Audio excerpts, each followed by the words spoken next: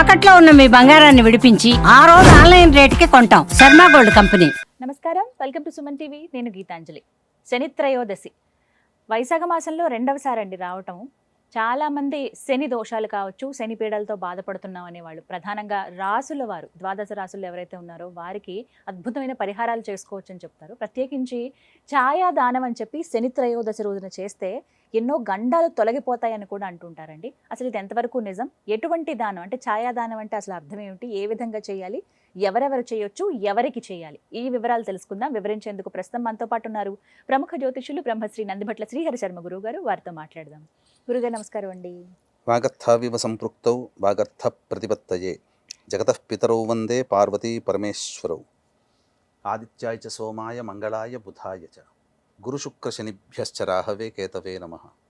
శృంగేరి జగద్గురు పీఠాధిపతులకి, కంచి పీఠాధిపతులకి నమస్కారములు తెలియజేసుకుంటూ కార్యక్రమాన్ని ప్రారంభిద్దాం. గురుగారు, వైశాఖ మాసంలో రెండవసారి శని త్రయోదశి. అయితే ఈసారి కొంచెం ప్రత్యేకంగా విన్నాను, మీరు ఛాయా దానం చేయాలని చెప్పి. వాటి గురించి మాట్లాడదాం. ముందుగా ఇప్పుడున్నటువంటి రాసులు, ద్వాదశ రాసుల వారికి ఈ శని త్రయోదశి ఎలా ఉపయోగపడుతుంది, వారు అసలు ఎలా వాళ్ళ శని దోషాలని నివారణ చేసుకోవచ్చు ప్రత్యేకంగా ఈ రోజున? తప్పకుండానమ్మా. అసలు ఈ సంవత్సరంలో శని త్రయోదశులు కేవలం 4 మాత్రమే ఉన్నాయి. ఆల్రెడీ 2 అయిపోయాయి. రేపు మే 24వ తారీఖు రోజున వచ్చే శని త్రయోదశి మూడవది. అక్టోబర్లో వచ్చేటువంటిది నాలుగో శని త్రయోదశి. దీంతో ఇక శని త్రయోదశులు ఉండవు. కాబట్టి శని ప్రభావం మార్చి 29వ తారీఖు రోజున శని మీన రాశిలోకి మారాడు. దీని ప్రభావం వలన అనేక మంది సమస్యలు అనేటువంటివి ఎదుర్కొంటున్నారు ప్రస్తుతం. ఇప్పుడు ప్రపంచవ్యాప్తముగా కూడా శని అంటే ఎవరు? శనైశ్చరుడు అని అంటారు. అంటే సృష్టి స్థితి లయకారకాలలో లయకారకుడు పరమేశ్వరుడు అయితే, నవగ్రహాల్లో లయకారకుడు శని భగవానుడు.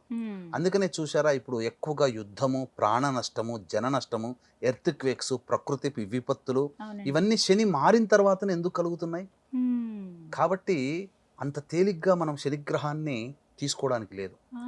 అయితే ఈ శని మీనరాశిలోకి మారిన తర్వాత కొత్తగా మేషరాశి వారికి ఏలిన నాడి శని ప్రభావము, సింహరాశి వారికి అష్టమ శని ప్రభావము, ధనుస్సు రాశి వారికి అర్ధాష్టమ శని ప్రభావం కొత్తగా యాడ్ అయ్యాయి.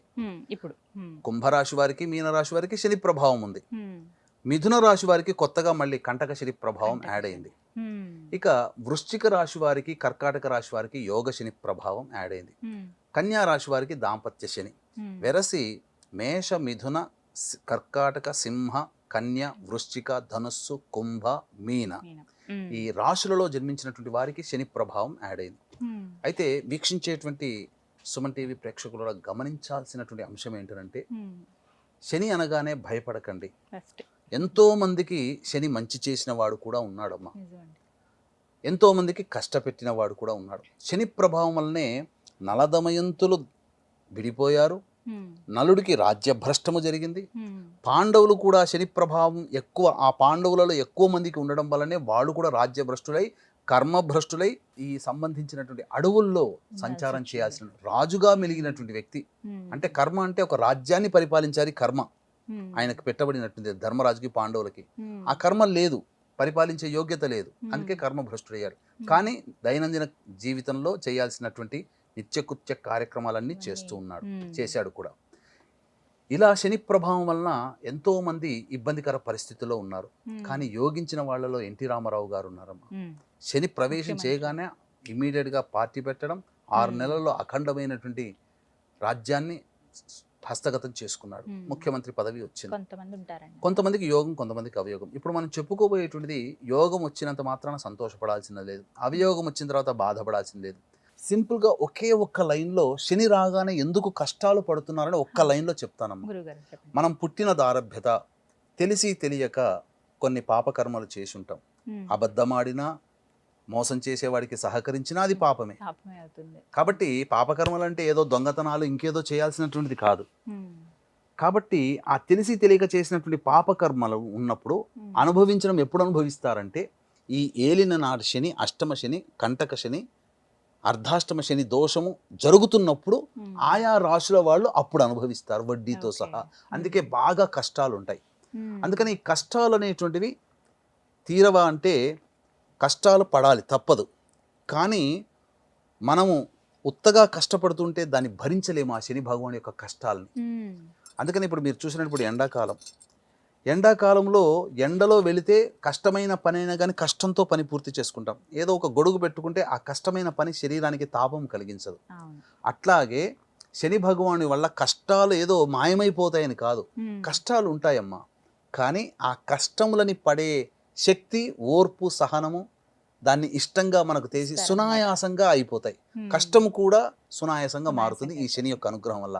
అందుకనే వీక్షించేటువంటి ప్రేక్షకులారా, మేష, మిథున, కర్కాటక, సింహ, కన్య, వృశ్చిక, ధనస్సు, కుంభ, మీన రాశిలో జన్మించిన వారే కాకుండా ఈ పుష్యమి, అనురాధ, ఉత్తరాభాద్ర నక్షత్రంలో జన్మించిన వాళ్ళు, శని దశ, శని అంతర్దశ జరుగుతున్నటువంటి వాళ్ళందరూ కూడా గమనించాల్సింది ఏంటంటే ఈ శని ప్రభావం వలన సమస్యలు ఉంటాయి. మిగతా రాశుల వాళ్ళకి కూడా సమస్యలు ఉన్నప్పుడు కర్మదోషం తొలగించేవాడు శని భగవానుడు కాబట్టి 12 రాశుల వాళ్ళు ఇప్పుడు చెప్పబోయేటువంటి పరిహారాల్ని పాటించినట్లయితే తప్పకుండా ఆ శనీశ్వరుని యొక్క అనుగ్రహం కలుగుతుంది.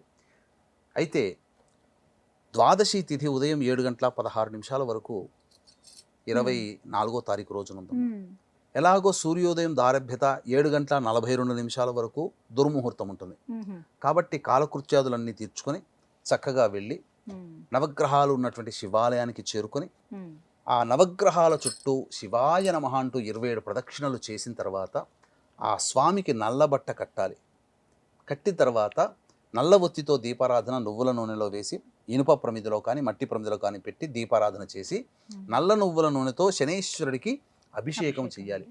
చాలామంది అభిషేకం చేసే సందర్భంలో చేసే కామన్ మిస్టేక్ ఏంటంటే ఆ ఈశ్వరుని అమ్మవారి చూసి తన్మయత్వంలో అలవాటైపోయి ఆ శని భగవాన్ని కూడా కళ్ళల్లో కళ్ళు పెట్టి చూస్తూ ఆయన్ని చూస్తూ ఆయనకు అభిషేకం చేస్తూ ఆయన అనుగ్రహం కలగాలని ఆ స్వామి కళ్ళల్లో కళ్ళు పెట్టి చూస్తారు. ఎప్పుడైతే స్వామి కళ్ళల్లో కళ్ళు పెట్టి చూస్తారో ఆ శని యొక్క తీక్ష్ణత దృష్టి వాళ్ళ మీద పడుతుంది. తద్వారా వారికి ఇంకా లేనిపోని సమస్యలు పెరుగుతాయి. కాబట్టి ఆ స్వామి వారికి శనీశ్వరుడికి అభిషేకం చేసేటప్పుడు ఆయన పాదాలని నమస్కరిస్తూ ఆయన పాదాలని చూస్తూ అభిషేకం చేయండి. ఎట్టి పరిస్థితుల్లో ఐ టు ఐ కాంటాక్ట్ అనేది విగ్రహంతో ఉండకూడదు, అది నియమం. ఇక తదనంతరం ఆ యొక్క దేవాలయంలోనే రావి చెట్టు కూడా ఉంటుంది. రావి చెట్టు చుట్టూ చక్కగా శివాయ నమః అంటూ 27 ప్రదక్షిణలు చేసి తదనంతరం పడమర దిక్కుగా కూర్చొని ఒక 1/4 కిలో నల్ల నువ్వులని రాశిగా పోసి దాని మీద 3 తమలపాకులు పెట్టి మళ్ళీ ఇనుప ప్రమిద కానీ మట్టి ప్రమిద కానీ పెట్టి అందులో నల్ల నువ్వుల నూనెతో నల్లటి ఒత్తితో దీపారాధన చేసి ఆ యొక్క పడమర దిక్కుగా కూర్చొని శని చాలీసా లేదా శని పంజర స్తోత్రము లేదా శని కవచము లేదా శని అష్టోత్తరము 19 సార్లు పారాయణం చేసి ఇంటికి వెళ్ళాలి. వెళ్ళిన తర్వాత అప్పుడు మధ్యాహ్నం 1:40 అంటే 12:40 నుంచి 1:40 మధ్య కాలంలో శనిహోర ఉంటుంది. ఆ సమయంలో పారిశుద్ధ్య కార్మికులకి కిచెన్ సామాన్లు ఏదైనా కొనిపెట్టడం లేదా టీ తాగడానికి కొద్దిగా పైసలు ఇచ్చి టీ తాగబడడం మరియు మానసిక శారీరక వికలాంగులకి ఏదైనా కానీ వాళ్ళకి తోచినదిగా పండ్లు ఇతర పదార్థాలు పెట్టడం ఇవి చేయాలి. తరువాత ఆ సమయంలో కంబళి దానం చేసిన చాలా విశేషమైనటువంటి ఫలితం కలుగుతుంది. ఇక ప్రదోషకాల సమయం, ఆ సమయంలో ఆ రోజంతా ఉపవాసం ఉంటే చాలా విశేషం. త్రయోదశి తిథి చాలా సందర్భాల్లో ఉంటుందమ్మా. పౌర్ణమి ముందు వచ్చే త్రయోదశి, అమావాస్య ముందు వచ్చే త్రయోదశి, వీటిలో అమావాస్య ముందు వచ్చే త్రయోదశి చాలా విశేషము. ఈ వైశాఖ మాసము విష్ణు భగవానికి సంబంధించినటువంటి మాసము. అందున ఆ విష్ణు భగవానుడికి తోడల్లుడు ఈ శని భగవానుడు కాబట్టి ఈ శని భగవానుడు తోడల్లుడు కాబట్టి ఆ శని భగవానుడి యొక్క అనుగ్రహం వైశాఖ మాసంలో వస్తుంది. కొన్ని గ్రంథాల ప్రకారం ఈ వైశాఖ మాసం అమావాస్య రోజున శని జన్మించినాడు అని చెప్పి కొన్ని మత గ్రంథాల ప్రకారం మన హిందూ ధర్మంలో. కాబట్టి అమావాస్య ముందు వచ్చే శని త్రయోదశి కాబట్టి చాలా పవర్ఫుల్ అయినటువంటి శని త్రయోదశి. పైగా దేవ వైద్యులైనటువంటి అశ్విని యొక్క నక్షత్రం కూడా ఆ రోజు ఉంది. ప్రదోషకాల సమయంలో కాలకృత్యాదులు తీర్చుకొని చక్కగా ఆ స్వామి దేవాలయానికి చేరుకోవాలి. శివాలయంలో ఆ కాలభైరవుని యొక్క దేవాలయం ఉందనుకోండి, చాలా విశేషం అమ్మ. కాలభైరవుని దేవాలయం లేకపోతే శనీశ్వరుడికైనా అప్పుడు ఏం చెయ్యాలి అంటే ఆవ నూనెతో కాలభైరవుడికి కానీ లేదా ఈశ్వరుడికి కానీ అభిషేకం చేయాలి. చాలా విశేషం ఆ రోజున. ఇప్పుడు ఇంతకు ముందు మీకు ఛాయాదానము గురించి అదే చెప్పాను. అడగబోతున్నాను. ఛాయాదానం అంటే ఏంటి గురుగారు అసలు? ఛాయాదానము, ఛాయ అంటే నీడ. నీడ. కాబట్టి ఒక ఇనుప బాణీ కానీ లేదా ఒక మట్టిది కానీ ఒక మంచి ప్లేట్ లాంటిది ఉంటుంది. ఒక ఈ రెండు అరచేతులు మాదిరి పెడితే ఉంటుంది. అందులో అవునండి. పట్టేంత సైజు తీసుకొని అందులో ఆవ నూనె వేయాలి. వేసి దేవాలయంలో పడమర దిక్కుగా అస్తమిస్తున్నటువంటి సూర్యుడు కొద్ది వెలుతురు లేదా అస్తమించిన తర్వాత ఎర్రటి బింబం ఉంటుంది, చీకటి పడకుండా ఆ సమయంలో ఆ యొక్క ఆవ నూనెలో వేసిన ఆ మట్టి పాత్రలో కానీ ఇనుప బాణీలోకి వేసిన ఆవ నూనెలో తన ముఖాన్ని చూసుకొని ఓం ప్రాం ప్రీం ప్రౌం సం శనైశ్చరాయ నమః లేదా ఓం సం శనైశ్చరాయ నమః అనేటువంటిది 19 సార్లు జపం చేసి దేవాలయంలో దీపారాధన చేసే చోటునైనా లేదా రావి చెట్టు దగ్గరనైనా కానీ, పొద్దున చెప్పాం కదా నల్ల నువ్వులు రాశిగా పోసి అక్కడనైనా కానీ ఆ యొక్క ఛాయని అంటే మన ఫేస్ని అందులో చూడాలి. చూసి 19 సార్లు ఓం సం శనైశ్చరాయ నమః అనుకుంటూ మన ఫేస్ని తనివి తీరా అందులో చూసి ఆ దేవాలయంలోనే దీపారాధన చేయొచ్చు లేదా రావి చెట్టు దగ్గరనైనా కానీ దీపారాధన చేయొచ్చు. చేస్తే భవిష్యత్తులో కలిగే అంటే రాబో 2-3 నెలల్లో కలిగే గండ దోషములు ఏవైతే ఉంటాయో అవి అపమృత్యు అంటే వాహన ప్రమాదాలు కావచ్చు, ఇంకేదైనా కావచ్చు, పైనుంచి కింద పడడం లాంటి కావచ్చు, జారి పడడం లాంటి కావచ్చు, బాత్రూంలో పడడాలు కావచ్చు, ఇలా ఏదైనా కానీ తప్పిపోతాయి. ఎలా తప్పిపోతాయంటే అదేదో జరగకుండా ఉండదని కాదమ్మా. వాహనం నుంచి కింద పడతాం కానీ చిన్న దెబ్బతో పోతుంది. బాత్రూంలో కింద పడతాం, రాసుకుపోయి గీసుకుపోయి పడతాం, ప్రాణం పోవు. ఎంతమంది బాత్రూంలో ప్రాణాలు పోగొట్టుకున్న వాళ్ళు ఉన్నారు. అటువంటివి జరగవు, గండ దోషాలు రావు. ఇది ఛాయాదానం చేయాల్సినటువంటిది విధానం. ఇక తరువాత సాయంకాల ప్రదోషకాల సమయంలో ఆ స్వామికి ఈశ్వరుడికి ఆవ నూనెతో అభిషేకం చేయమన్నాం కదా, అప్పుడు నీలి రంగు పుష్పాలతో చామంతి పుష్పాలతో కానీ లేదా శంకు పుష్పాలతో కానీ అర్చన చేస్తే లేదా మారేడు సంబంధించినటువంటి పత్రితోనైనా కానీ అర్చన చేయాలి. ఇది శని త్రయోదశి రోజున చేయాల్సినటువంటి విధి విధానం. ఇక మీరు గమనించుకున్నట్లయితే అమావాస్య వెళ్ళిన 3వ రోజు శని ఏ విధంగానైతే ఉంటుందంటే ఒక చాలా విచిత్రమైనటువంటి స్థితి మీకు తెలియచేస్తాను.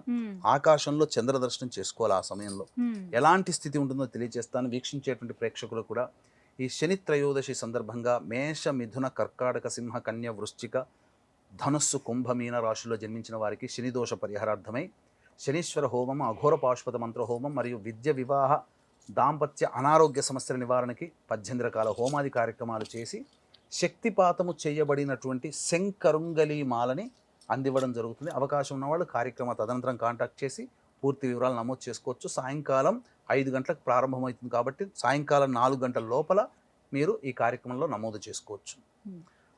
అమావాస్య వెళ్ళినటువంటి 3వ రోజు చంద్రుని దర్శనం చేసుకుంటే అమ్మవారి యొక్క అనుగ్రహం ఎలా కలుగుతుందో, అమావాస్య కంటే ముందున్నటువంటి 3వ రోజు రుద్రునికి సంబంధించినటువంటి త్రయోదశి తిథి.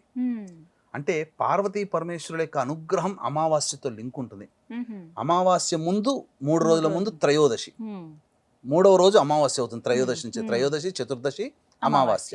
కాబట్టి త్రయోదశి వెళ్ళిన 3వ రోజుకి అమావాస్య. త్రయోదశి తిథి రుద్రుడు అధిపతి అవుతాడు. కాబట్టి ఆకాశంలో చూస్తే నెలవంక చాలా అందంగా కనిపిస్తుంది. ఆ దర్శనం చేసుకుంటే పరమేశ్వరుడి సిగలో చంద్రుడు ఎలా ఉంటాడో ఆ అమావాస్య ముందు వచ్చే త్రయోదశి తిథి రోజున చంద్రుడు అలా ఉంటాడు. ఆ పరమేశ్వరుడికి నమస్కారం చేసినట్టే లెక్క. అమావాస్య తర్వాత వెళ్ళిన తదియ తిథి ఉంటుంది కదమ్మా, ఆ తదియ తిథికి అధిపతి ఎవరు? గౌరీ.